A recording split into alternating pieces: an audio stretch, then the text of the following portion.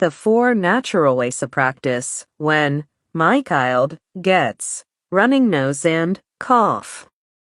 अब first is अजवाइन boiled in coconut oil. इसको पहले हम इसे स्मेल कराते हैं. उसके बाद वही ऑयल को इसकी फोनाटेल जो उसका सर भरा नहीं है उसमें भरते हैं. इससे ये होता है कि जितना भी कफ और कंजेशन है वो नीचे की तरफ पुश होता है और पूप के फॉर्म में निकलता है. You can actually see congestion and cough in your baby's poop और ये काफ़ी हेल्प करता है बेबी की कोल्ड में.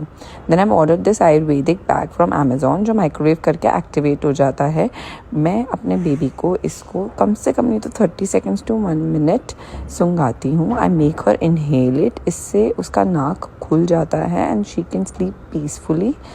It really helps her.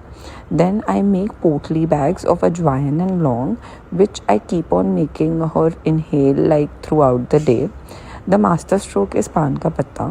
मैं इसे अच्छे से वॉश करके रैप करके बेबी के चेस्ट में लगा देती हूँ जो वो थ्रू द नाइट रखती है. उससे बहुत हेल्प होता है क्योंकि पान का पत्ता कंजेशन को खींचता है एंड बेबी को आराम से सोने देता है. Like she can actually breathe through the night and उसे ब्रेथलेसनेस भी नहीं होता है. And honestly I don't believe in using Vicks, baby rub और any other medicine on my baby if it's not needed.